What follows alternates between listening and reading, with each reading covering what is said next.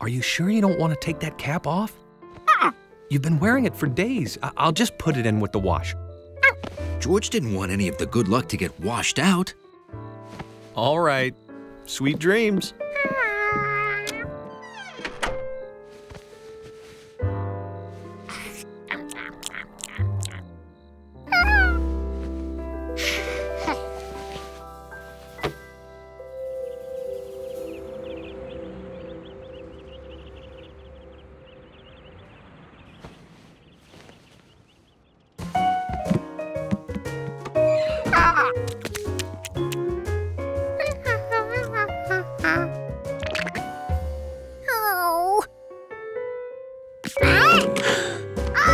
No lucky cap?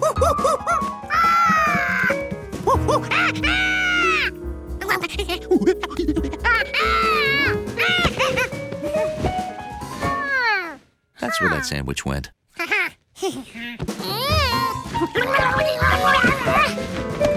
George, what happened? Oh, your cap? I found it on the floor, so I washed it. Here you go.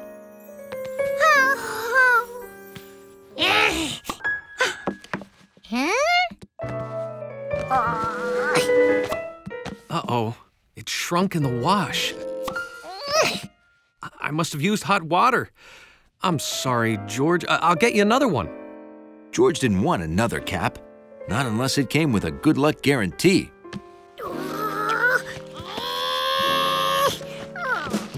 Steve's Ultra Mega Extreme Hopscotch game was in 1 hour.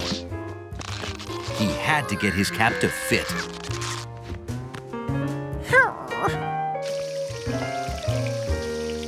If George couldn't stretch the cap, there was only one thing left to do. But no matter how much he washed it, his head just wouldn't shrink the way the cap did.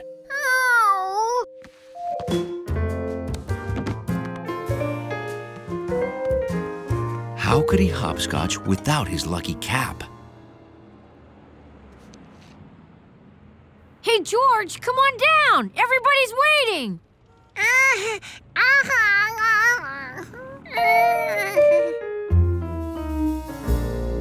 Okay, George, it's ultra extreme, so when you get to the flower stand, you have to stop and smell the tulips, then go under the flower stand. I'll bet he can't even get through it one time. As long as he wore his lucky cap, George figured he'd have luck. 1, 2, 3, 4, 5, 6, 7, 8, 9, 10, 11, 12, 13, 14, 15, 16, 17, 18, 19, 20.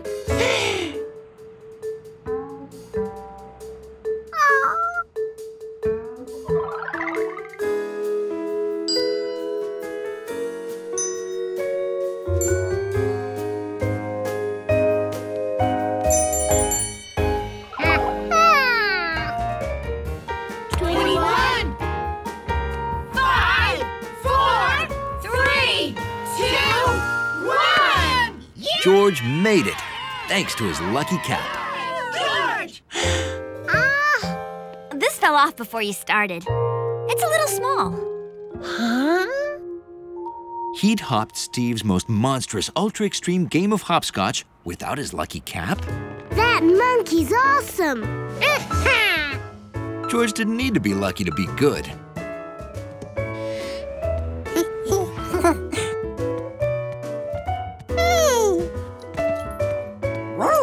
It was the perfect size for a dachshund. Hey, Huntley, you won a lifetime supply of dog treats. Huh? Yeah, it happened yesterday, but I forgot to tell you.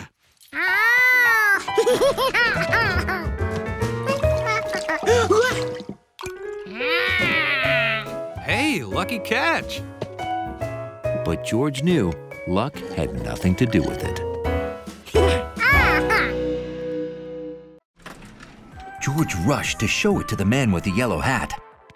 Then he realized he forgot something.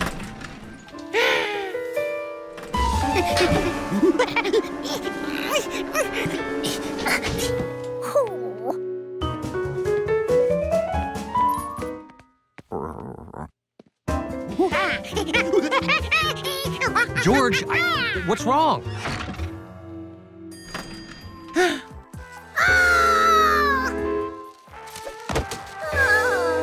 Someone left that in the elevator.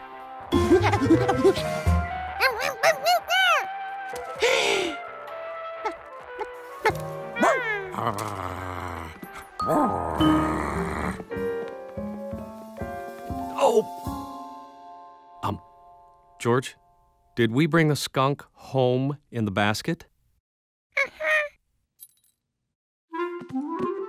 We have to catch it without scaring it, or, you know. Oh, we can't let that happen. Split up! Catch that skunk! The skunk was pretty confused to wake up in a strange new place, and it really wanted breakfast.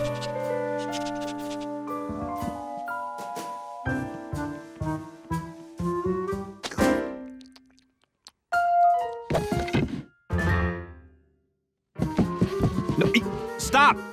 Come back! You're caught!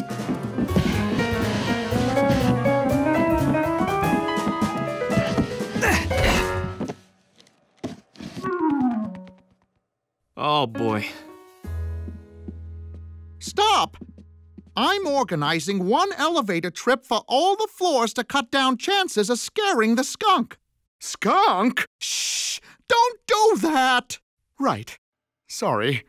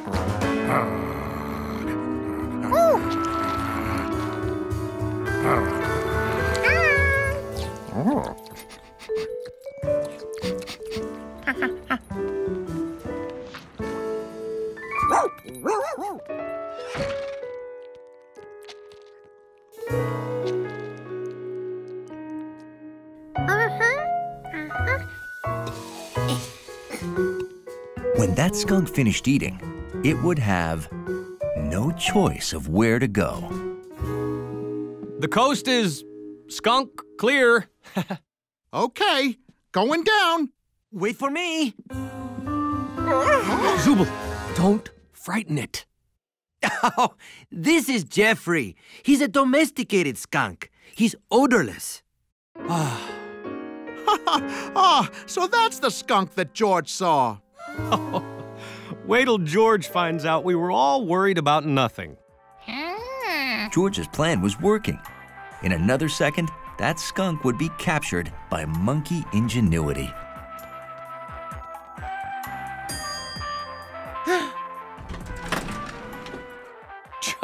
George, you didn't see a wild skunk?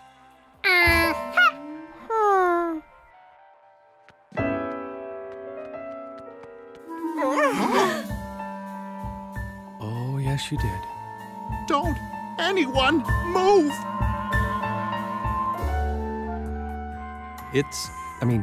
She's happy. As long as nothing scares her, we're okay. That ends our program of mellow jazz. And now, highlights from the 1812 Overture. Oh, no.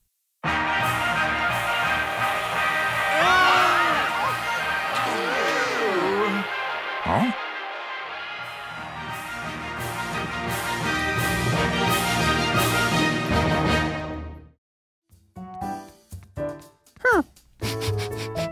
This pillow smelled like Hundley, and then some. Hundley sure didn't like to share his pillow. That was the sound of Lucky's friend. Hundley was here. No doubt about it, Hundley was inside this thing.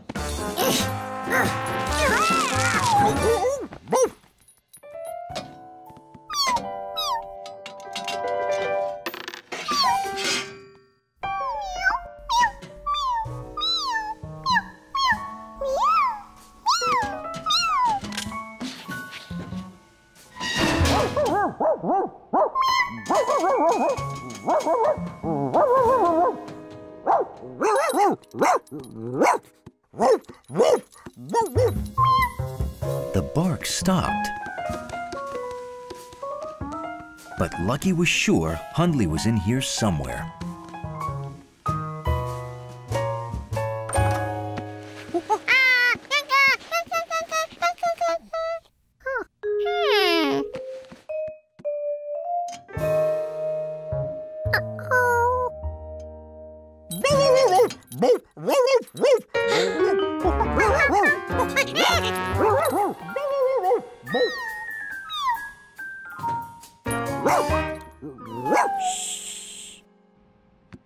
Lucky was somewhere in the walls.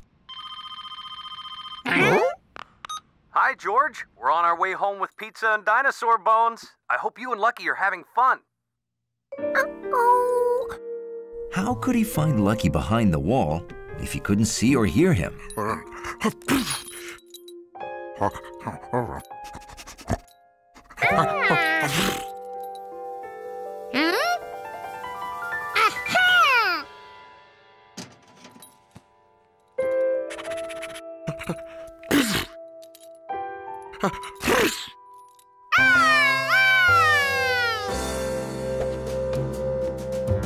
At that moment, Hundley realized every undignified moment of his life involved George.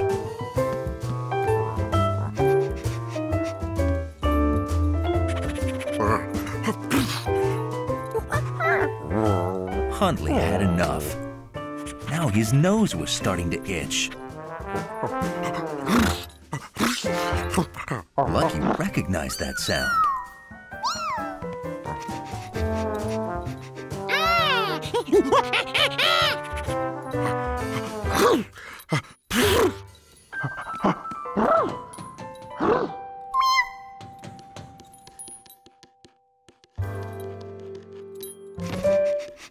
George had to hope he was right. The more Hundley sneezed, the closer he was to Lucky.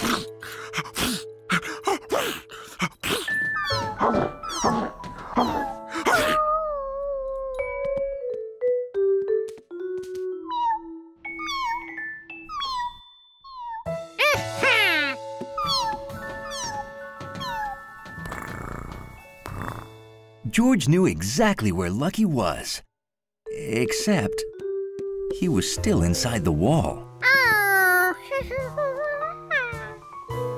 I heard Hundley sneezing through the grate downstairs. Please keep that cat away. Where is the cat?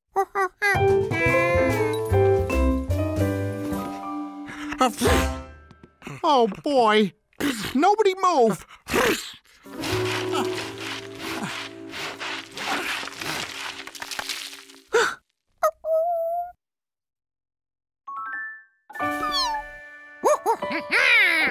All right, little guy, you're free.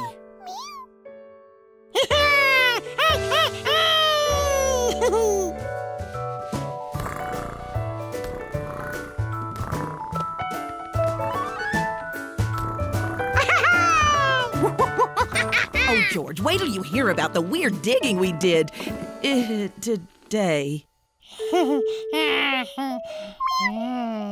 What? I'm learning that sometimes it's better not to even ask.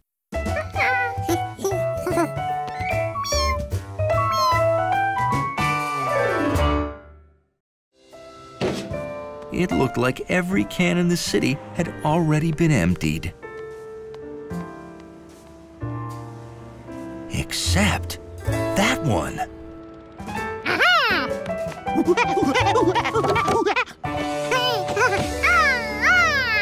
All he had to do was wait here, and the truck would come to him. Hiya, Giorgio.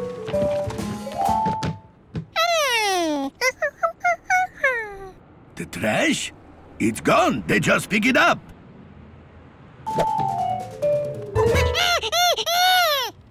You think I forgot to put those out? No. They pick up bottles and paper for recycling tomorrow. Those go to the recycling center. Trash goes straight to the landfill, where they dump everything. Now he knew where to find that truck. This is my last lap, George. You better head home now.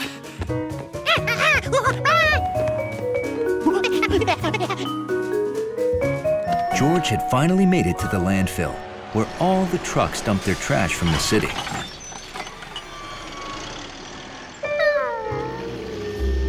Finding one yellow hat in all this trash was going to be impossible. Without my yellow hat, I'm not me! But George didn't know the meaning of the word impossible.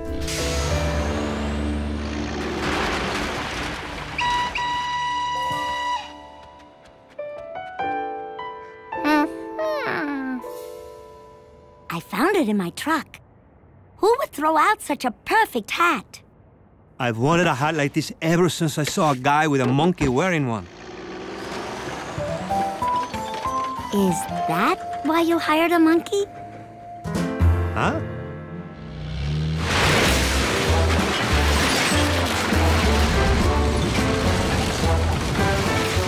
Stop! You're making a mess of my garbage!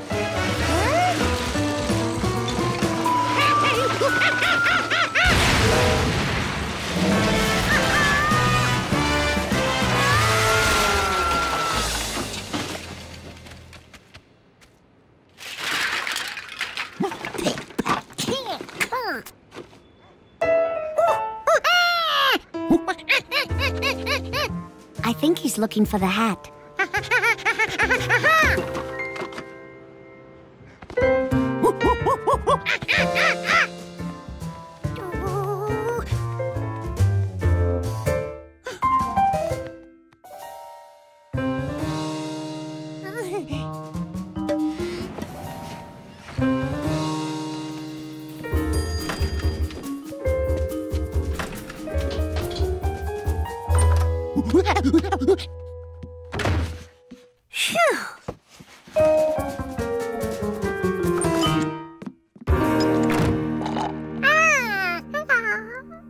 George, you were supposed to put all these boxes in the trash.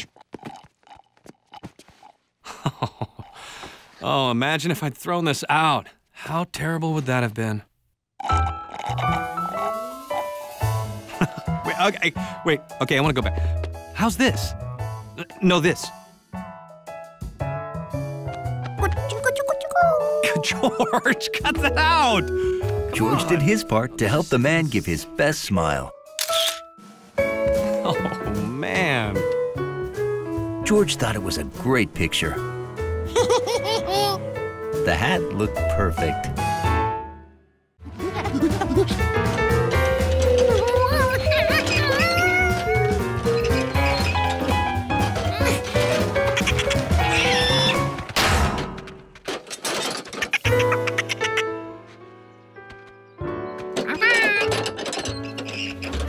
What George really needed for his test was a smooth, flat surface. A smooth, flat, hard surface.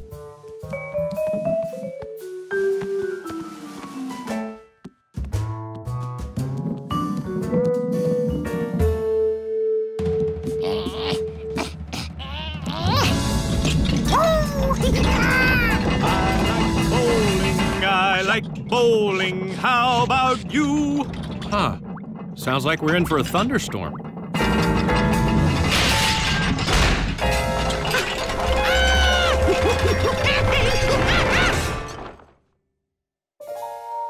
George?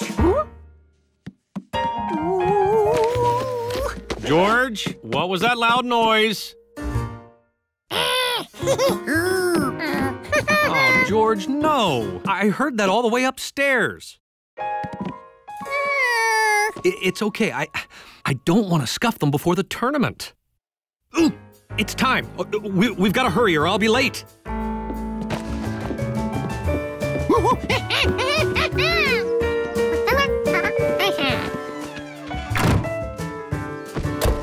All set?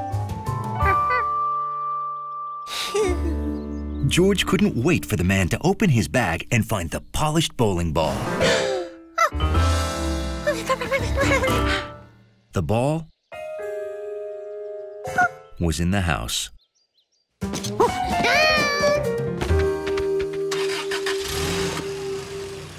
Okay. Bowl more lanes, here we come.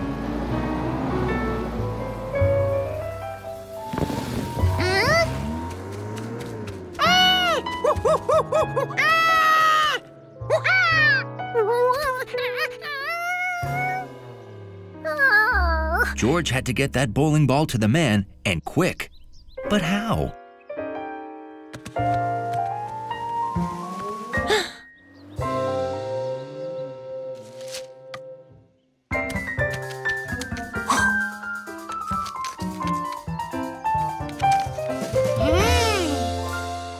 And then George saw it. The road was like a big bowling lane with gutters.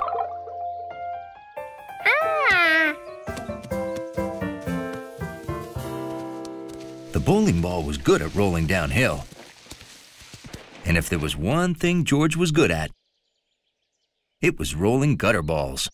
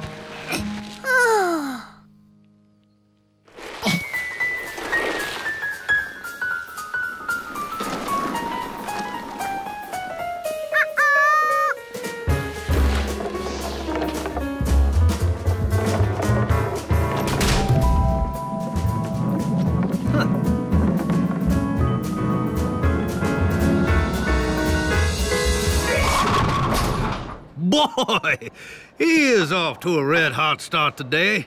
He rolled that ball so fast, I didn't even see him wind up there.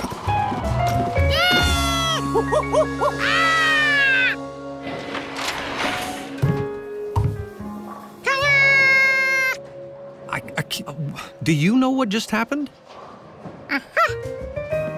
And that's how George bowled a gutter ball that was also his very first strike.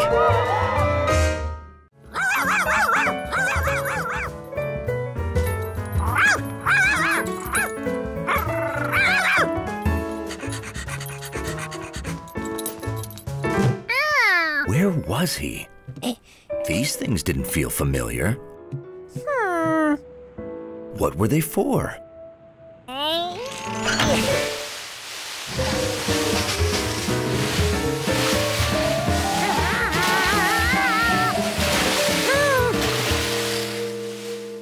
What's that sound? Sounds like a hose. Our hose?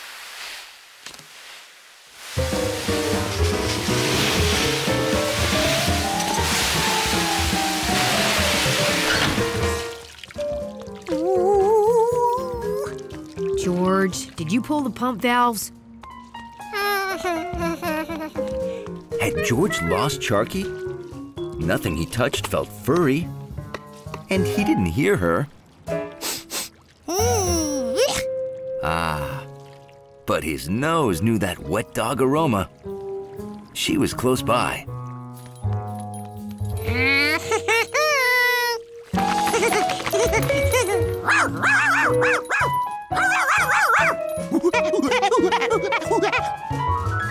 Why don't we get any normal visitors here?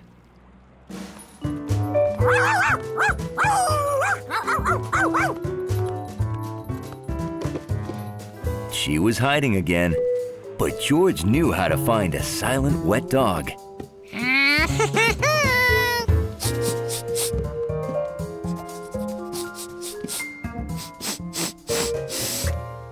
Fur. He'd caught up with Charky, but it didn't smell like a wet dog. And this dog was too small to be Charky. This dog was a cat. Delicious smell plus a cat, he knew exactly where he was. With gnocchi at Chef Bischetti's place. A place with great food is exactly where Charky would go.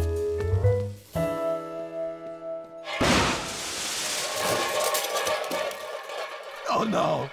What have you done? My pasta! You know, normally if I heard yelling followed by crashing, I'd worry it's George. But he's at a party.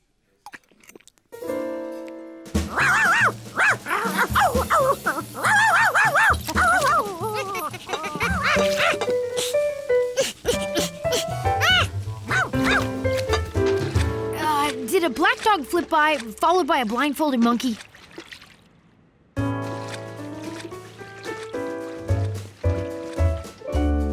How come everybody in town's seen him, but I can't find him?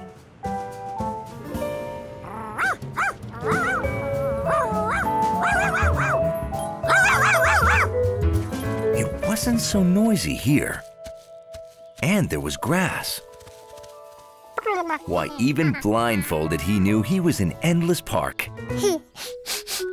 And that wet dog smelled close.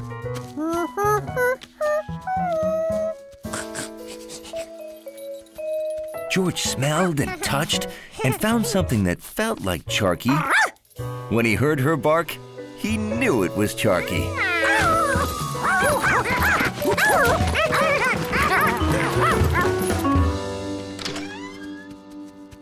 I searched everywhere. I can't find George and Charky.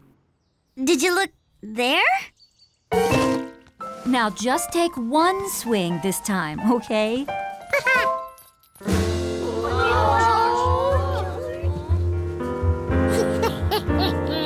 This time, George didn't just use the bat. He used sound.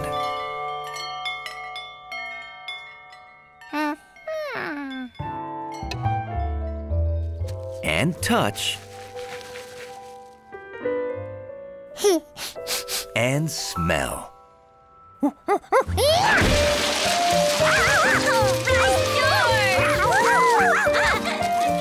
taught him everything he knows. George had used all his senses except one to find the piñata, and that one was taste.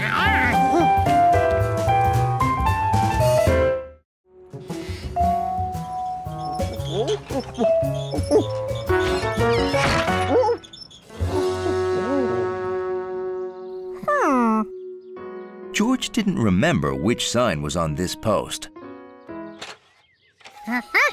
So he picked one that looked good. If everyone enjoyed signs the way he did, they'd like this one here.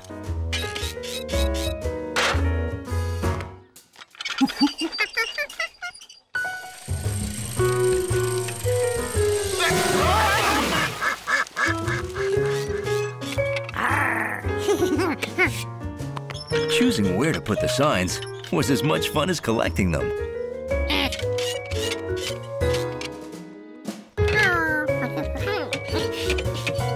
It was a lot of work, but George rehung every sign.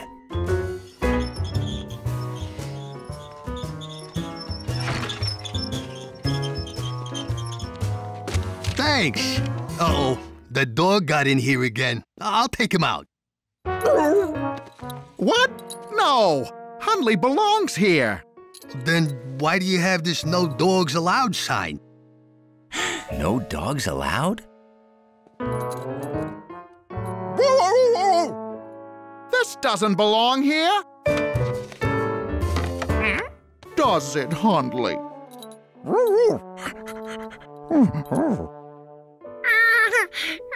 Wait a minute. If this sign had meaning, maybe all signs did.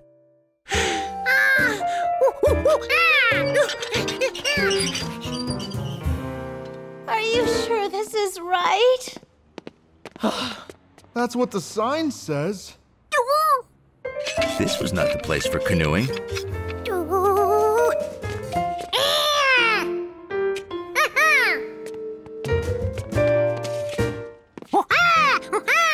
Hey, it's this way! We made it! Get the oars out! I thought you brought the oars. If canoes belonged near the lake, a bear would belong near woods. Honey, we found the picnic tables. Don't feed the bears? There are bears here? Run! Then again, maybe a picnic table would be more appropriate.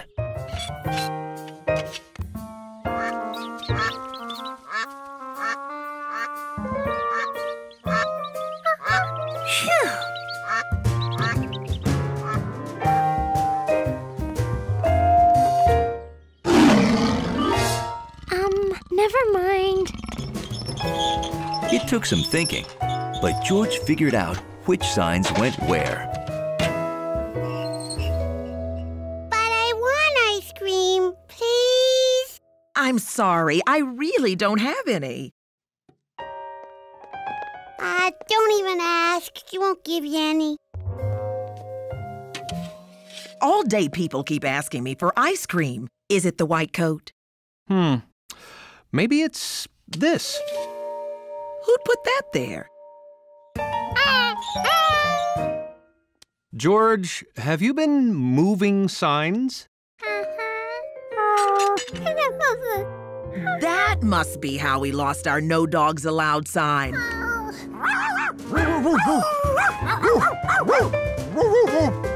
Well, the sign shop's making a new one. Want to see how they do it? We make all our signs. Rectangles to help people find things. A circle for what you can do. And a red slash for what you can't do.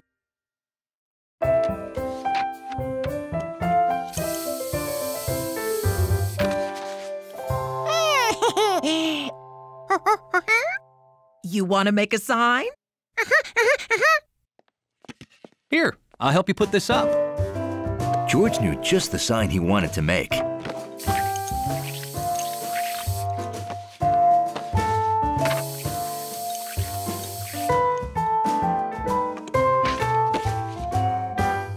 It was for his bedroom door. A sign that not only looked good, but was very useful.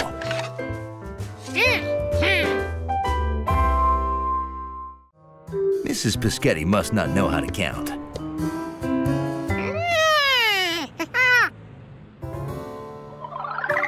Unless bus maps were like board game squares. So the stop where you start doesn't count.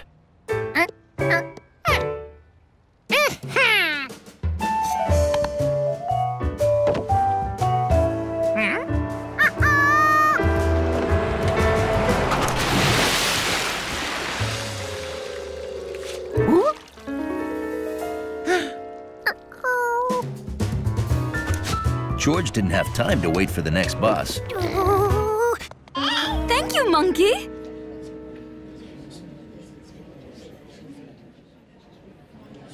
Maybe there is no pie.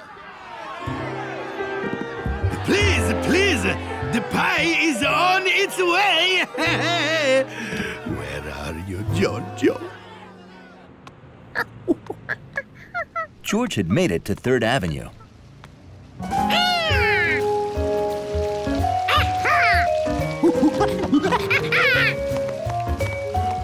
Nettie said, find the fountain, then go 3 buildings to number 33.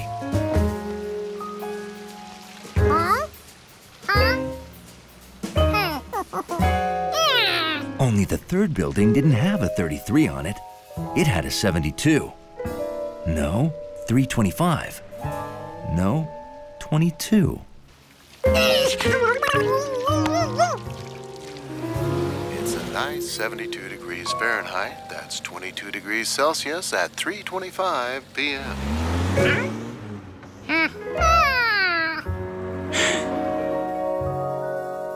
There was the 33 building. But it wasn't the 3rd building. It was the 4th. George, you don't count the square from where you start. You have to count on from there. 1, 2, 3. You see?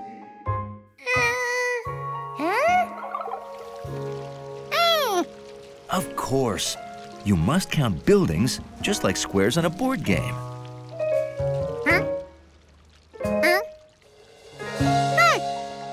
The building you were in front of didn't count.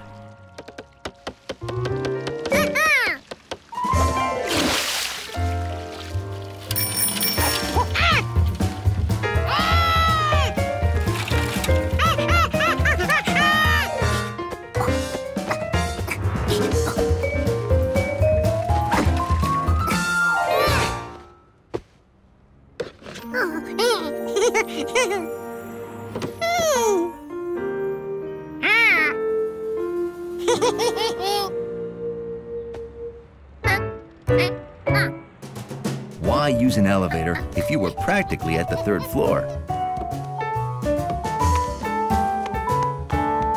Carrying a pie? Is it a brown monkey? Well, then I think he just came through the window. The chef's down there, honey. Find the men's room and go 3 doors. Now George knew just what to do. The door where George started wouldn't count.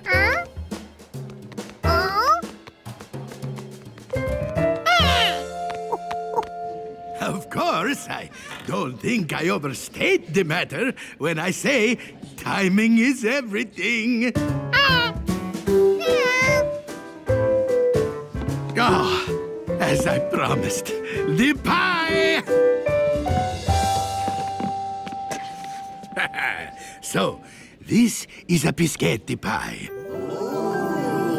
Light, fluffy, a confectionery delight. George hoped he'd get a slice. Delivering pie really worked up a monkey's appetite.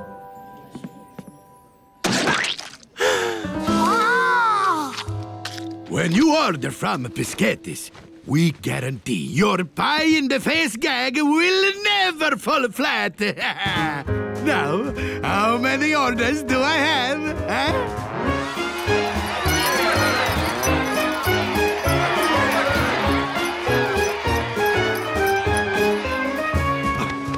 Giorgio, thanks to you, my new clown food supply franchise is off to a roaring start.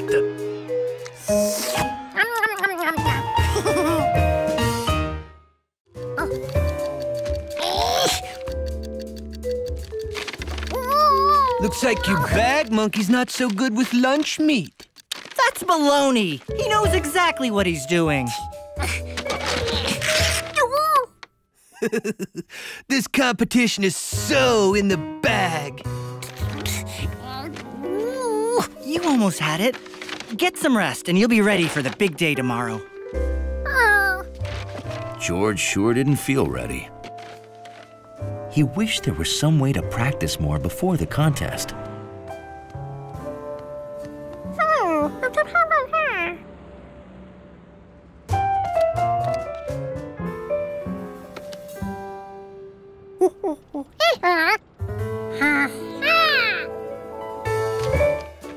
George realized it wasn't just food he could practice fitting together.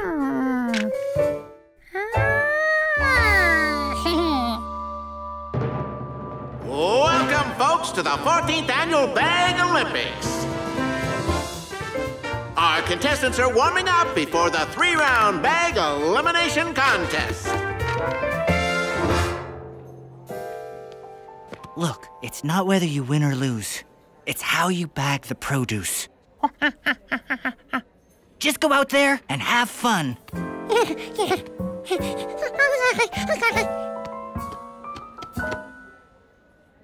On your marks, get set, bag!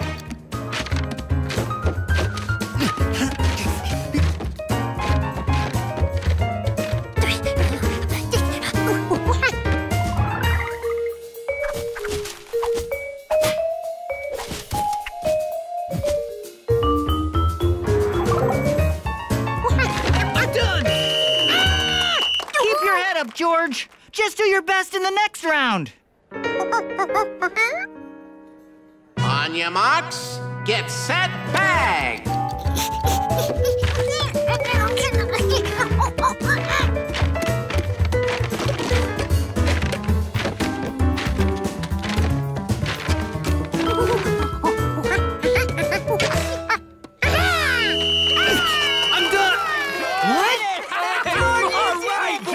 Looks like we have an egg break. That's an automatic elimination. George is doing great. All of our hard work must have paid off. The monkey's gotten good. But don't worry, I'll win this.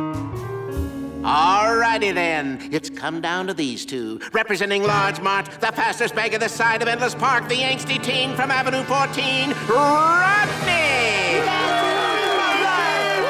And representing City Grocery, the monkey with moxie, the battling beggar from In Avenue, George!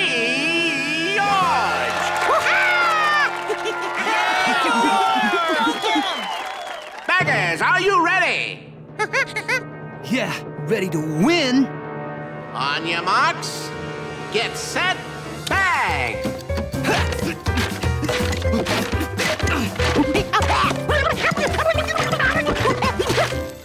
Oh no, a canned ham, the beast of all processed meats.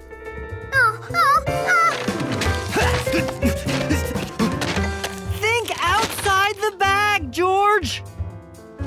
Yeah.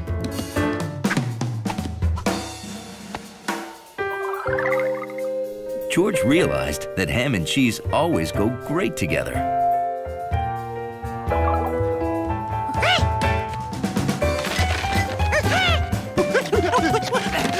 Yes! Done! Me! It's all me! And the winner is... No! George!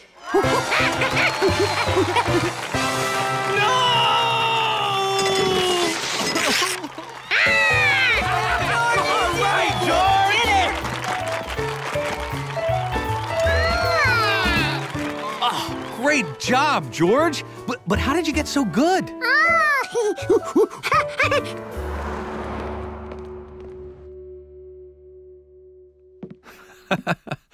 I am impressed. Too bad there's no room for your trophy.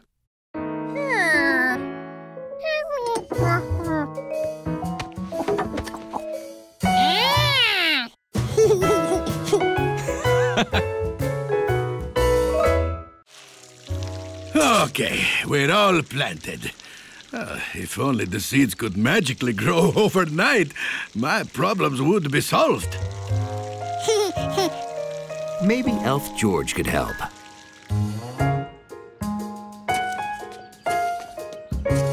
He needed to count how many carrot seeds were planted. And then he had to get the same amount of carrots from his refrigerator.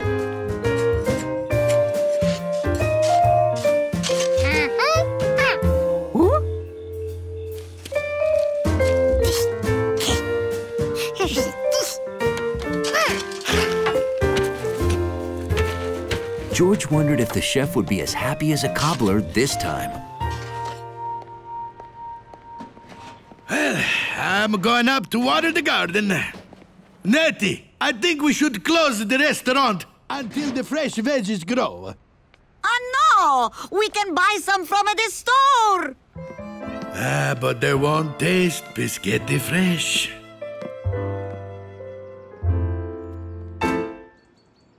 Oh, look at this?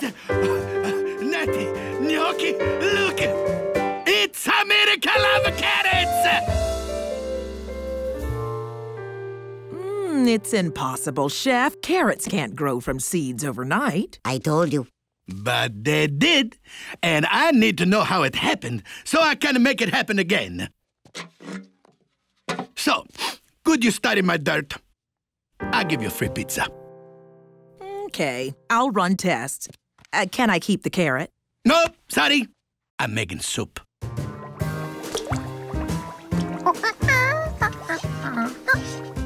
Oh, Jojo! Hey, look at the carrots we planted.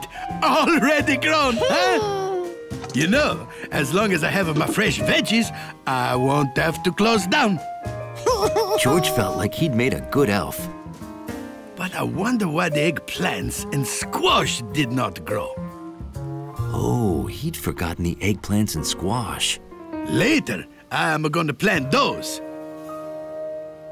If it works again, tomorrow we'll have peas and arugula. Eggplant? Squash? But where were peas and arugula?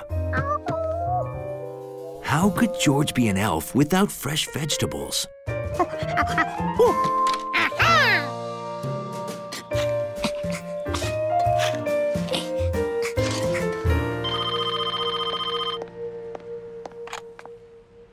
Hello, Professor Wiseman.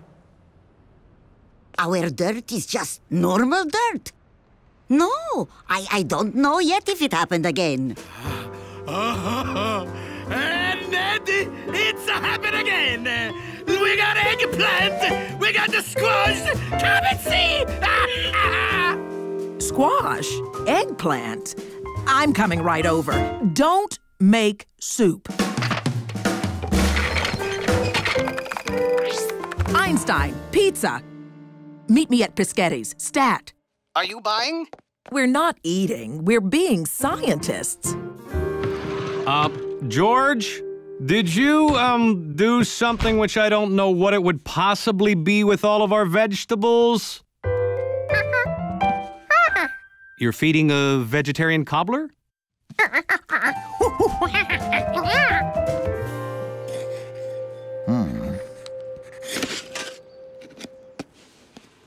Did you plant a can of peas?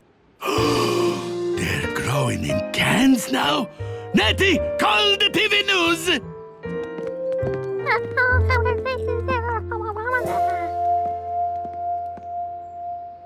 Oh, boy. Oh, hi, everybody. This would be mine. You see, George, wanted to be your elf. Oh, you did this so my garden would grow fast? Oh, Natty, our garden is not magic. Ah, but your cooking still is. Well, you got me there. That's right, I'm great. I'm gonna cook all these veggies up as lunch for everybody. Come on, I'm hungry. George, do you know the way back to the ranger station? Well, no problem. I've got a map. But we've got to get it to George. I know how to make a perfect straight-flying paper airplane. Here it comes.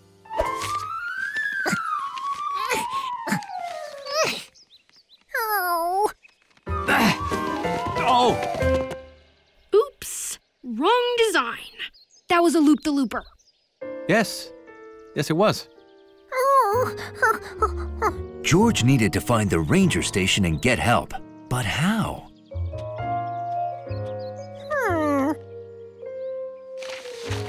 These were all the places they'd passed.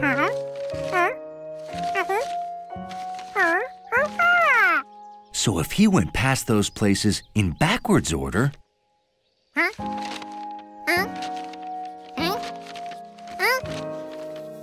they'd lead him to the ranger station.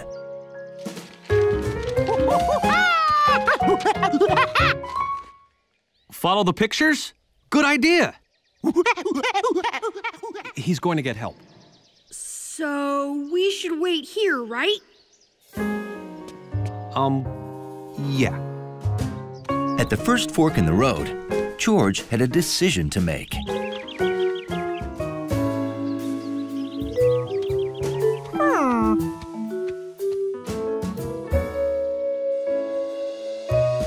That was the same craggy tree.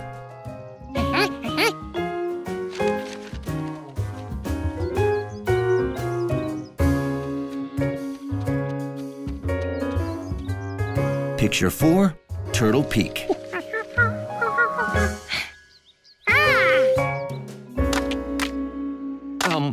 Bill?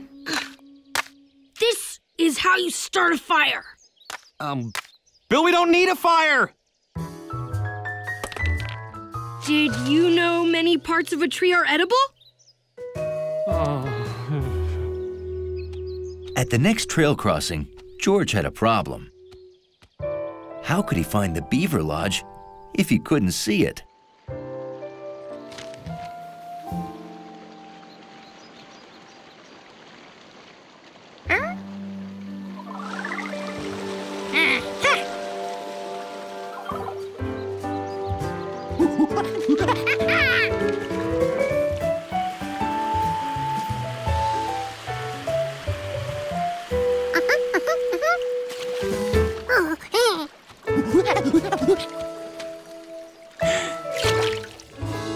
Could it be true?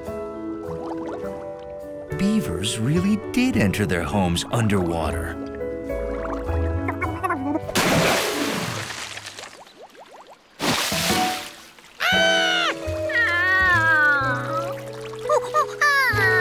Now what would he do? This is bad, but I can think of 56 different ways it could be worse. My hat! My hat. 57. Want me to list them all? 1. It could be raining. Oh. At the next trail crossing, George had to pick a direction. But all the trails looked alike.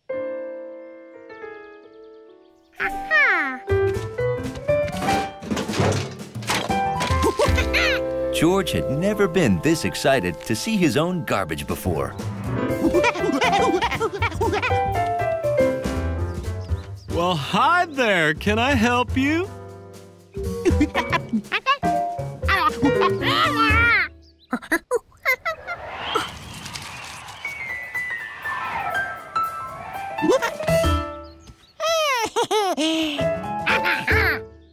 Oh, I gotcha. I'll go get my rescue gear. Good work, George. My hat. You know, George brought me right to you. He is quite a tracker. Hiking was exciting. George couldn't understand why more people didn't do it.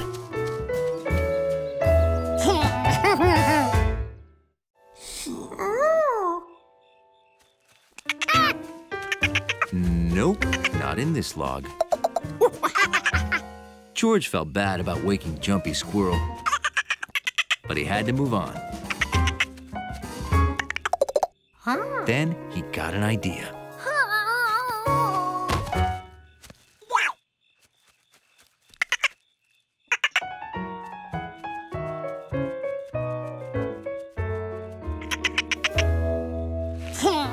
Playing possum had its uses. I got another call about the creature. This time, a stampeded cattle at Rankin's farm. But let me reassure the kiddies that this is all in fun. The creature's only a legend. I hope. George remembered that the possum liked fish sandwiches, so maybe it lived in water, like beavers.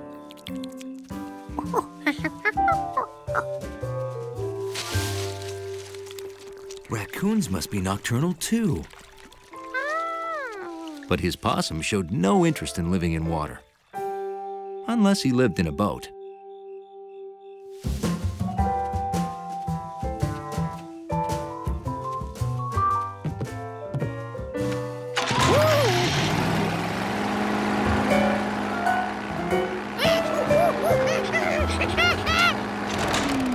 Clint. That lake creature seems to be stealing our boat. Maybe this possum's family lived in town. George held him high so he could help look. Folks, remember, the lake creature is just a fisherman's legend. He doesn't exist. Except there he is. He must be 12 feet tall and as terrifying as a shark holding a harpoon.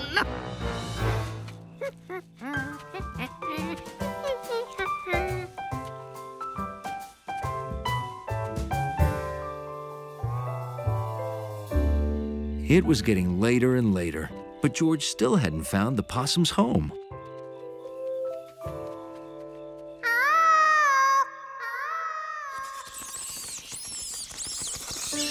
He found more nocturnal creatures' homes.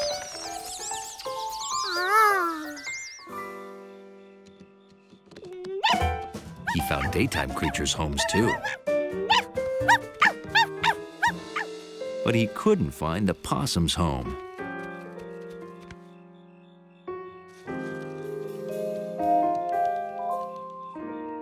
He was so tired, he was imagining possums everywhere. Or was he?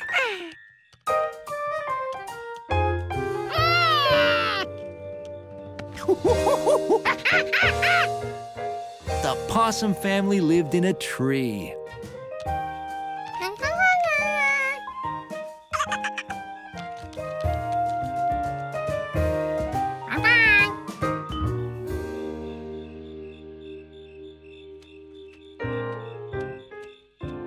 George? Kind of late for a stroll. This has been quite an evening. Citizens reporting night creatures.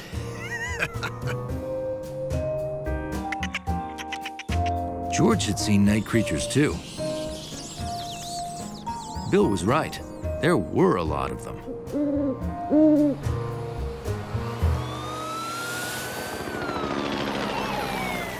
But Bill was wrong about the town. Lock your doors. No telling where the creature will appear next. It wasn't at all quiet at night.